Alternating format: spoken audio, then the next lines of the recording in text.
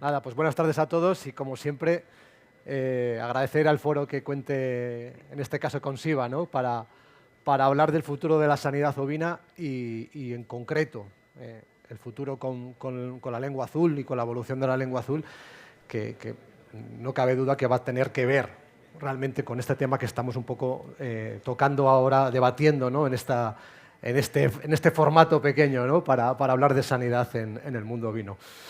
Bueno, diréis, otra vez, ¿no? Si en 2022 ya vinisteis a machacarnos y hablarnos, ¿no? de qué pasaba, ¿no? con la lengua azul en España, ¿no? Si podíamos hablar ya de una situación efectiva, endémica, ¿no? En nuestro país. Vuelves otra vez a darnos la paliza encima por la tarde, que venimos aquí de comer y demás. Tanto ha cambiado la situación como para que vengas 2 años después a generarnos inquietud. Y bueno, la verdad que igual cambiarnos la palabra es acelerar. La verdad que la situación se ha acelerado bastante, ¿no? Desde el 2022 hacia la situación actual, ¿no? de 2024. Y como os digo, hablo de acelerar porque buscaba un poco una palabra para definirlo y quizá pueda ser esta, ¿no? Que hemos cambiado de pantalla, quizá estamos en un escenario ya 2.0 frente a la situación de base que yo os intenté dibujar en el 2022, más concretamente en nuestro país, ¿no? Que en realidad pues, todos sabemos por dónde empezaba la lengua azul en los serotipos 1, serotipo 4, que efectivamente era nuestro país, pero ahora tenemos una situación quizá más bien distinta, ¿no? Tenemos un escenario que ya engloba quizá a todo el continente, con lo cual ya pasamos de considerar nuestro país como endémico a un poco dibujar un plano incluso para todos los orbivirus, ¿no? A nadie se le escapa lo que hemos pasado este 2023. Aquí estáis casi todos del mundo ovino, pero el mundo bovino ha estado pues muy atareado, ¿no? Con la enfermedad hemorrágica. Pongo por aquí también la peste equina, porque también es un orbivirus. Desde luego que en España nos hemos olvidado ya, pero estuvieron ahí las Olimpiadas del 92 a punto de hacerse sin caballos por este tema de la peste equina. Quiere decir que en cualquier momento pues nos puede llegar también, ¿no? Bueno, pues este escenario es lo que parece que se está dibujando y, como decimos, pues en este escenario de futuro, desde luego, pues hay que tenerlo en cuenta, ¿no? Estas enfermedades, digamos, vinculadas a los orbivirus. De forma más general, por meternos un poco más en concreto de la lengua azul. Ya sabéis, un montón de serotipos, es un virus ARN, que es un virus que muta bastante. Venimos ahora casi del tema COVID, aunque casi lo hemos olvidado, ya sabéis todas las mutaciones que había, ¿no? En prácticamente 1 mes, 2 meses de los virus ARN. Bueno, en este caso es un orbivirus que también es un ARN y tiene esa capacidad mutagénica. Desde luego, como sabéis también, no hay inmunidad cruzada entre los serotipos que conocemos. Hay cierta cercanía, más o menos, pero no hay inmunidad cruzada. Desde luego, pues vemos por todo el mundo, ¿no? Enfermedades, en este caso la lengua azul está vinculada a los 5 continentes. Siendo más concretos, es una enfermedad que no se va a contagiar entre animales. A diferencia de otros virus, en este caso en el ovino tenemos menos virus, pero hablabais esta mañana algo también de de viruela y demás. Pues sí, la viruela se contagia efectivamente entre animales, aquí no. Aquí no. ¿De acuerdo? No es una enfermedad contagiosa la lengua azul, es una enfermedad infecciosa.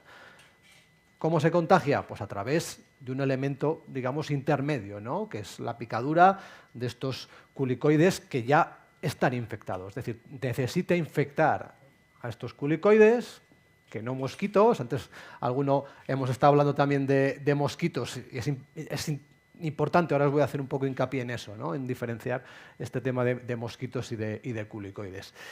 Y como os digo, bueno, pues es capaz de infectar, bien, a cabaña ganadera, en este caso ovino y bovino fundamentalmente, pero también fauna silvestre. Antes Ángel también hacía mención de la fauna. Bueno, pues aquí tiene un papel, desde luego, en nuestro país importante, y ya veremos también en Europa el papel que pueda tener en cuanto a, bueno, pues el establecimiento, ¿no? En una zona de este tipo de virus, ¿no?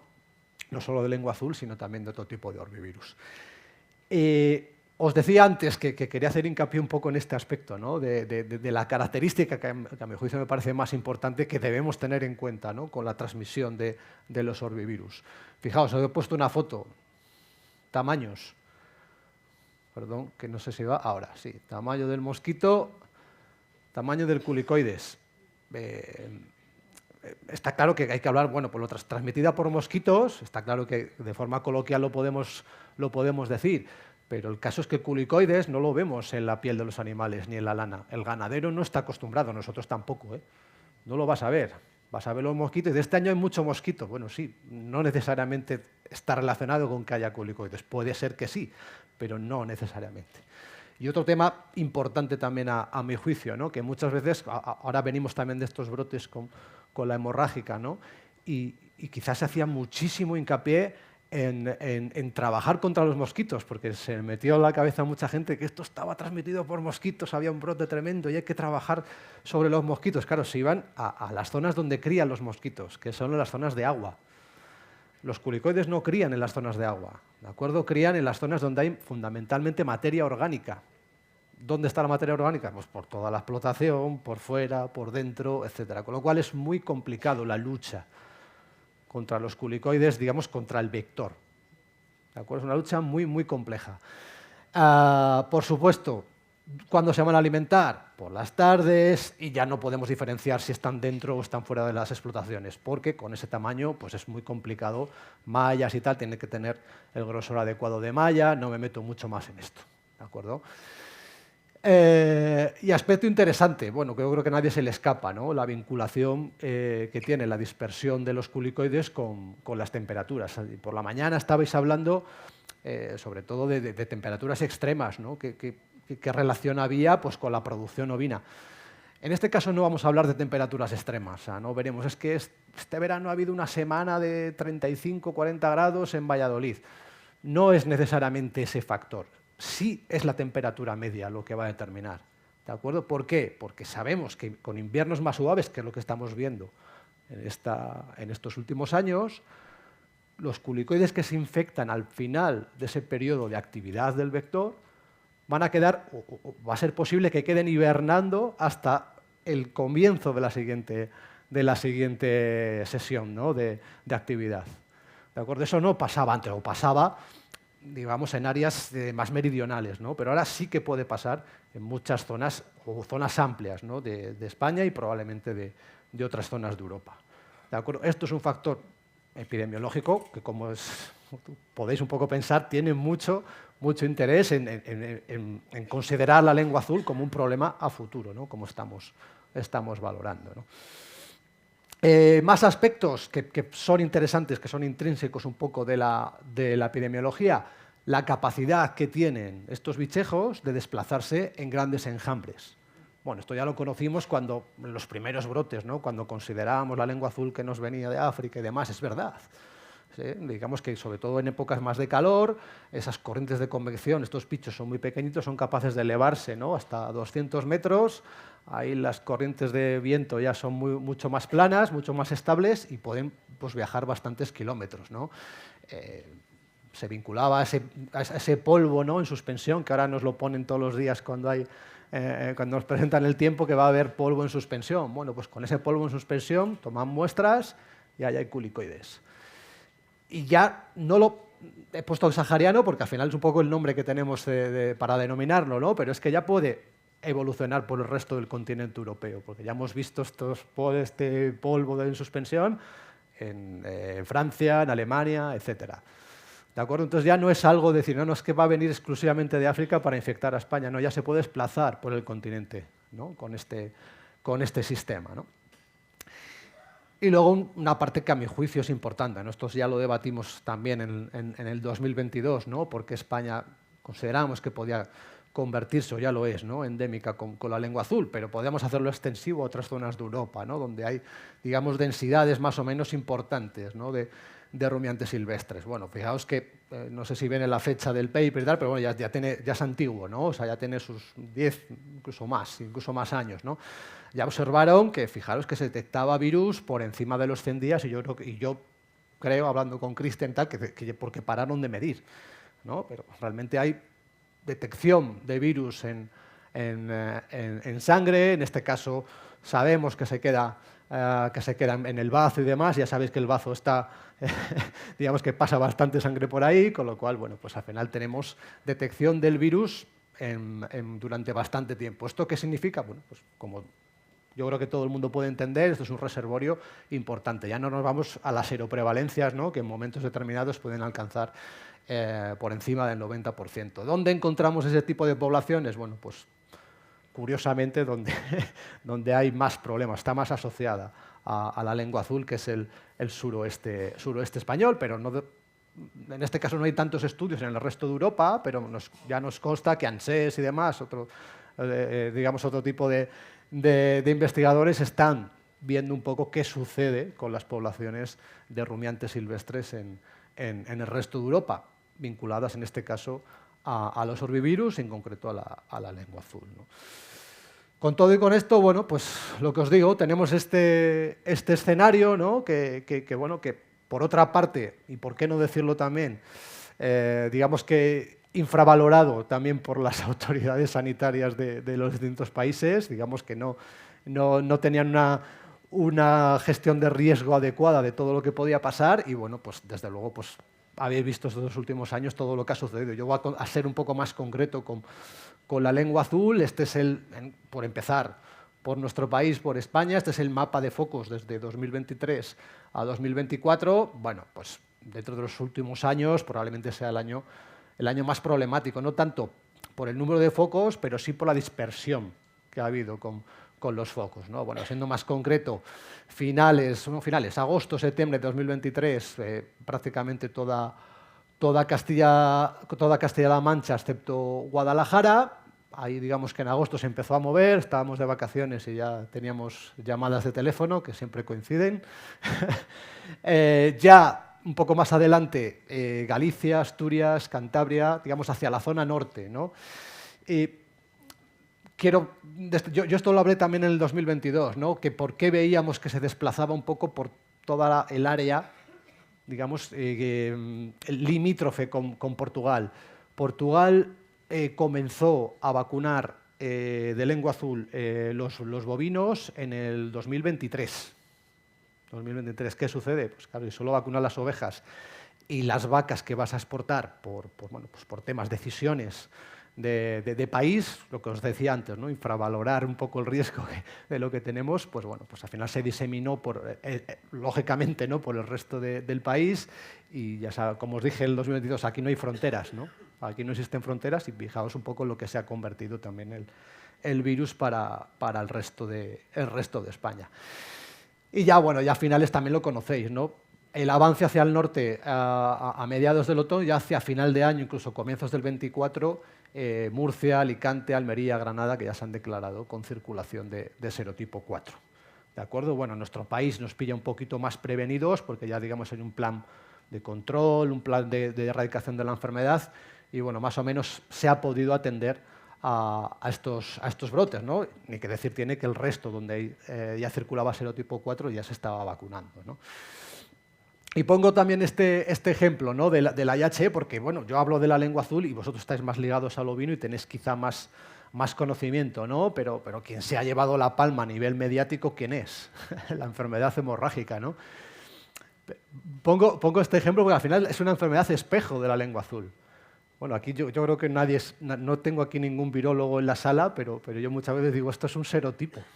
En realidad, es un serotipo de lengua azul. Lo que pasa que, bueno, pues digamos que la especie más atacada en este caso es el bovino y el ovino no sabemos, o sabemos que es a nivel muy subclínico. Luego veremos algún dato que tengo por aquí preparado con respecto a esto, ¿no? Realmente se publicó hace relativamente poco, ¿no?, esa infección experimental del virus de la IHE en distintas especies de rumiantes, ¿no? En el caso de las cabras, las cabras es como el Superman de los rumiantes, no le pasa absolutamente nada, luego le soplas en las orejas y se mueren, pero en este caso nada, o sea, no tenían síntomas, haciendo los muestreos posteriores, el caprino negativo, ¿no? Lógicamente el bovino sí daba síntomas y lógicamente vamos a tener viremias. ¿Qué pasaba con el ovino?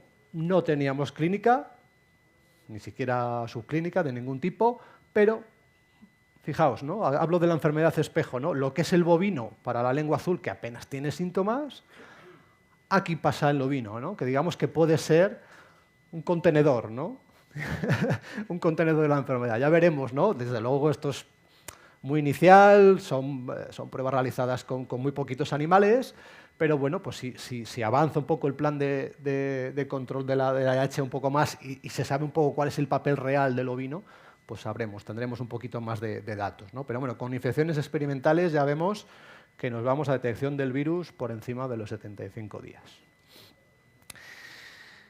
Bueno, y por irnos un poco más fuera, que es un poco también la intención de hablarles también de lengua azul. ¿Qué está pasando con el serotipo 8 en Francia? Os pongo ahí nueva cepa, y es verdad, es una nueva cepa. Fijaros un poco la zona donde ha aparecido a partir del mes también del mes de septiembre. Esta es una fecha cogida de mapa de octubre, pero en noviembre todavía había algún foco más de lo que he puesto aquí. Total, bueno, ya sabéis que también Francia tiene un plan de erradicación de aquella manera, con el tema de la lengua azul, más de 1000 focos, 300 focos en ovino. ¿Y por qué es una? Bueno, pues consideramos nueva cepa. Lógicamente se ha hecho una secuenciación del virus y se vio que no tiene nada que ver con el serotipo 8 que se ha manejado en Europa hasta la fecha, ¿no? Más peligroso en el sentido de que nos da clínica tanto en bovino como en ovino, y con muchos casos, desgraciadamente, de mortalidad en el ovino. Con lo cual, bueno, pues Francia se ha puesto las pilas, se ha puesto a vacunar porque, bueno, aunque sea una nueva cepa, digamos que la vacuna diseñada de serotipo 8 que hay actualmente sí es efectiva frente a esta nueva cepa, ¿de acuerdo? Con lo cual, más o menos, están haciendo su trabajo. Veremos a ver, desde luego no lo he puesto, ¿no? Zonas un poco fronterizas, o más que fronterizas, tirando hacia la zona de evolución clásica, ¿no? de la lengua azul, zonas de País Vasco, Asturias, Cantabria, eso sí que han puesto un plan específico de vacunación con respecto al serotipo 8, más lo que ya tenían, ¿no? de serotipo 4, ¿de acuerdo? Quizá lo más llamativo sea, con la lengua azul en el continente, quizás sea esto, ¿no? Los brotes que ha habido con el serotipo 3 en Centro Europa a partir de septiembre, ¿no? Septiembre del año pasado. País más afectado, Holanda.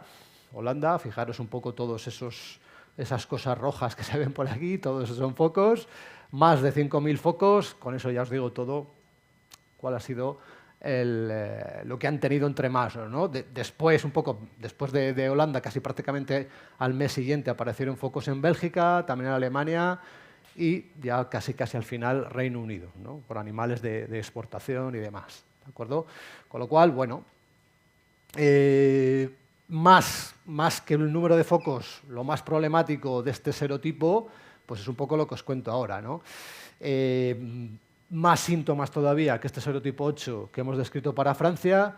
Estamos hablando de granjas con más del 70% de mortalidad sobre los animales afectados, ¿no? No es que se le muera el 70% de las ovejas, es decir, se afectaron bastantes, pero de esas se acabaron muriendo más del 70%, ¿no? Por daros algún dato más, solo en Holanda 55.000 bajas, en torno al 7,5% del censo, con lo cual es algo bastante crítico. No sé si hablabais antes con Cobham, ¿no? que teníais 140.000, vosotros trabajáis. Bueno, pues imagínate que empieza esto en septiembre y en noviembre te encuentras con 10.000 animales muertos. Todo para lo que tu cabeza te puede suponer, ¿no? Pues es complicado, ¿no? Desde luego que es otro sistema productivo, eso está claro, que quizás sea otro tipo menos especializado que lo que hay aquí en España, pero desde luego es muy impactante, ¿no? Y con otro aspecto, ¿no? Otro que también este serotipo afectaba a las vacas, afectaba al bovino, ¿de acuerdo? Aquí os he puesto solo datos de ovino, pero es un serotipo que también da casos de mortalidad en bovino, mucha menos, pero mucha incidencia también con clínica, ¿de acuerdo? Con clínica, con datos reproductivos en el caso de las vacas, con lo cual os digo, un serotipo bastante peligroso. Datos de pasta, bueno, pues solamente en Países Bajos 175 millones de euros y desde luego el gran hándicap, ¿no? Que no, por eso tenía esa cantidad de focos, que no había vacuna diseñada ni disponible en 2023, con lo cual, bueno, pues problema bastante acuciante, ¿no? No solamente, desde luego, para esos países, sino también para el resto de Europa, ¿de acuerdo? Porque esto paró en noviembre, pero ¿qué va a pasar este año, ¿no? Bueno, pues nosotros hicimos un simposio, ¿no? con los veterinarios holandeses, con expertos también holandeses hace mes y pico, y prácticamente, bueno, estuvimos discutiendo algunas fotos de las lesiones que compartieron allí. Son lesiones clásicas de la lengua azul, ¿eh? Lo que pasa es que aquí hay gente ya muy joven, algunos del serotipo 1 de Andalucía no lo vivieron, casi no recordáis las fotos, pero era muy parecido a esto, parecido, un poco menos, quizá menos agresivo. En este caso, bueno, pues tenemos muchas más fotos, pero digamos estas son las que se podían ver mejor, ¿no? En este caso, como veis, zonas muy irrigadas, ¿no? De vaso sanguíneo. Ya sabéis el virus, la capacidad que tiene de destruir esas células endoteliales de los vasos sanguíneos, con lo cual zonas donde haya mucha irrigación, ahí vamos a tener lesión, ¿no? Pues las lesiones clásicas del virus, sistema respiratorio, digestivo, mamario, etcétera, ¿no? Bueno, este era un poco el día a día de los veterinarios, pues en muchos casos haciendo sacrificios de urgencia. ¿De acuerdo? Ese era un poco el día a día, simplemente dedicarse con la jeringa a hacer sacrificio de urgencia todos los días, con lo cual mentalmente nos transmitieron que fue un shock tremendo, ¿no? para todos ellos. Bueno, con lo cual, al final esto no deja de ser un reto, ¿no? En este caso aquí teníamos el foco, como os decía antes, ¿no? Con la IHE, pero desde luego esto era un problema tremendo, ¿no? para la sanidad de los rumiantes en Europa, ¿no? Ya no solamente por lo que os decía, ¿no? por la sanidad propia de estos países afectados, incluyendo también Alemania, Reino Unido y demás, sino por la experiencia que teníamos antes con la lengua azul, o que más o menos tenemos todos, ¿no? Aquí también hay mucha gente joven, pero bueno, hubo un problema importante, ¿no? 2007, 2006, 2007, 2008, con el serotipo 8, que empezó en el mismo sitio. Ya vamos a sospechar, a ver qué pasa ahí en Holanda, ¿no? Pero fijaros, esto es un mapa del inicios del 2008, todo esto había comenzado en 2007, pero bueno, os pongo cómo evolucionó, cómo llegó efectivamente a nuestro país, que ya teníamos problemas con el serotipo 1, vinculado también al sur de Francia, y como estamos hablando que llegó sur de Suecia, Noruega, Reino Unido entero, etcétera. ¿De acuerdo? Tenemos ese pasado con la enfermedad. Digamos, las autoridades, en este caso europeas, también eran conscientes de lo que se nos podía venir encima, con el agravante además de la clínica. ¿De acuerdo? Ya veis un poco la mortalidad asociada a este serotipo 3.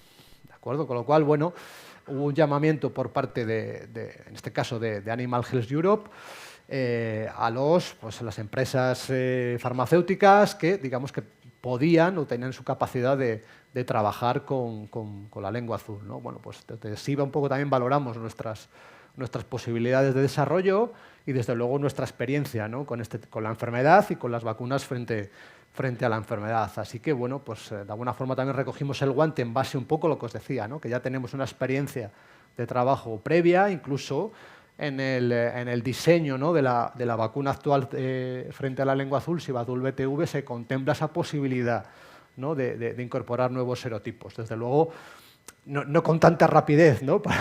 para poder trabajar en ese sentido, pero sí teníamos esa arquitectura, ¿no? del dossier de la vacuna para poder incorporarlo, ¿no?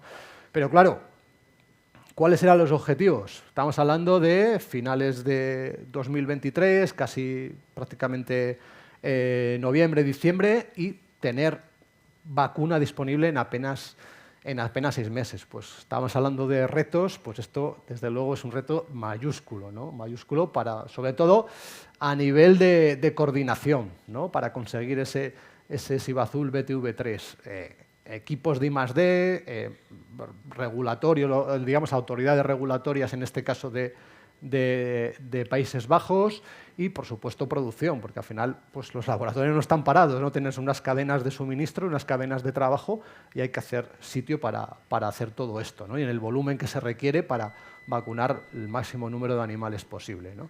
Con lo cual, bueno, pues al final se transformó en una historia de éxito porque se consiguió esa autorización especial de uso basada en ese reglamento que todos conocéis, ¿no? Porque que más y que menos hemos trabajado o estamos trabajando con el reglamento 2019.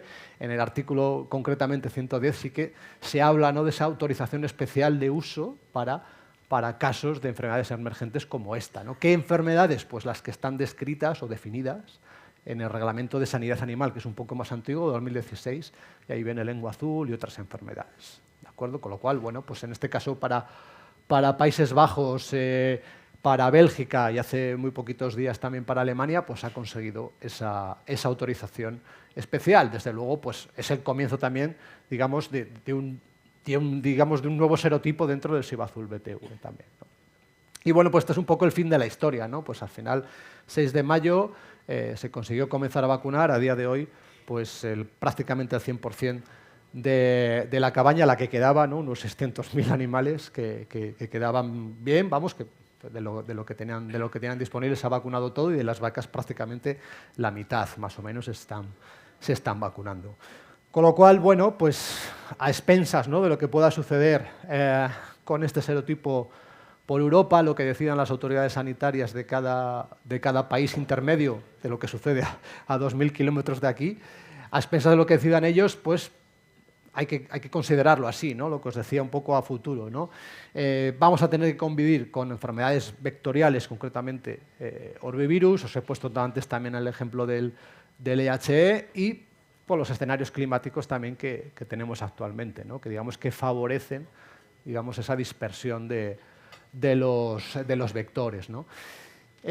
No hay otra historia. Nosotros somos el único país que tenemos un plan desarrollado, un plan, digamos, dirigido, ¿no?, para el control de la lengua azul, vigilancia activa, pasiva, vacunación y restricción de movimientos. No hay otra. No se puede trabajar de otra manera con la enfermedad. Os hablaba antes de actuar contra los vectores. Yo creo que también puse esa diapositiva cuando vine en 2022. No hay demostrado nada, no hay ciencia, si podéis tirar del panel de EFSA si queréis, pero no hay demostración de que desinsectando animales reduzcamos la transmisión.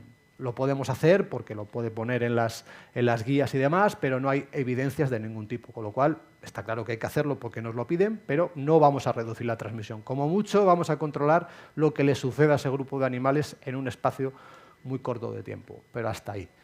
¿De acuerdo? Y por último, bueno, pues ¿qué va a pasar con el serotipo 8 en Francia? ¿Qué va a pasar con el serotipo 3 por Centro Europa? Bueno, pues hablando un poco en lenguaje más nuestro, pronóstico reservado, ¿no? Porque aunque es cierto que se ha iniciado a tiempo la vacunación, han hecho digamos, algo digno de elogiarles, ¿no?, cómo se han coordinado para vacunar el país en un espacio corto de tiempo, pero ¿qué va a suceder? Porque no sabemos, ¿no?, qué pasa con el serotipo 3 en Francia, qué va a pasar a corto plazo, a medio plazo en ese país. Con lo cual, bueno, pues esperemos que las medidas que se han tomado, que se vayan a tomar, que sean las adecuadas y que no nos llegue todo esto por aquí.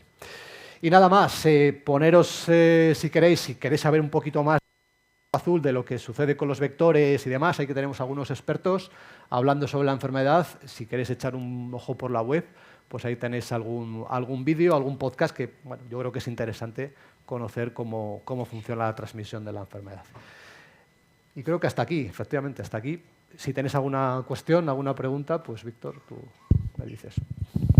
Bueno, un aplauso para Raúl.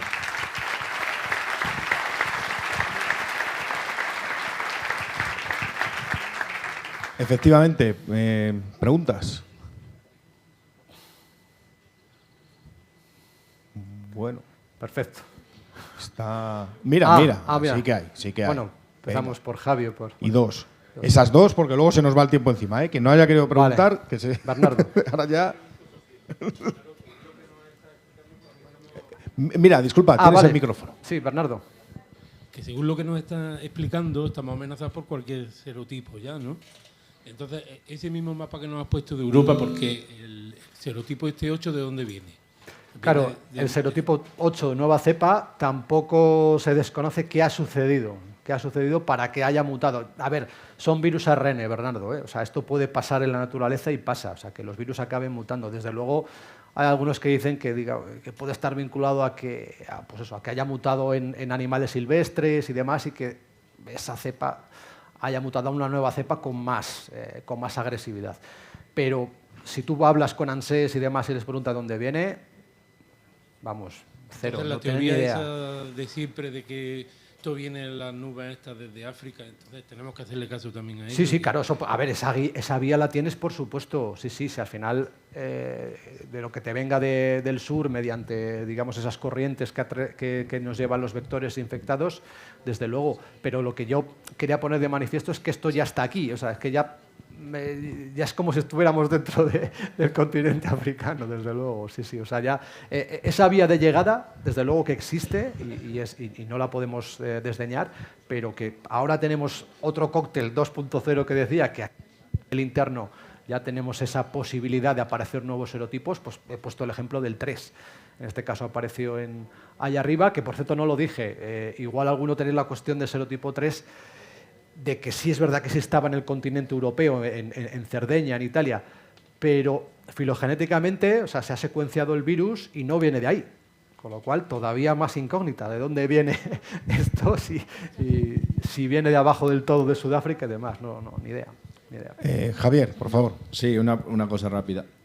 ¿Qué estimación das para que tengamos el serotipo 8 en España? Porque Serotipo 8, sí. Desde mi punto de vista, teniendo entradas de terneros, de ovino, de Francia hacia abajo... Desde luego los terneros deberían de venir o bien vacunados o bien con PCR negativa. Y otra pregunta es si un ganadero a día de hoy en España puede usar la vacuna con los 3 serotipos juntos. No, la autorización es especial para uso exclusivo para ese país. Sí.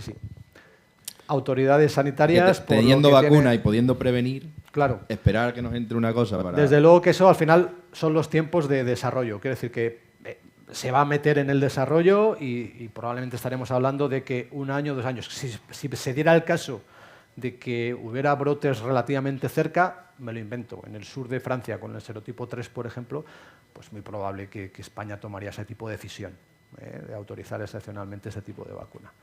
Sí. Pero desde luego valoran un poco la distancia, pero riesgo lo tienes, es decir, que te venga un animal, un ternero infectado, desde luego lo puedes tener. Sí. Bueno, pues muchas gracias, Raúl. Ok.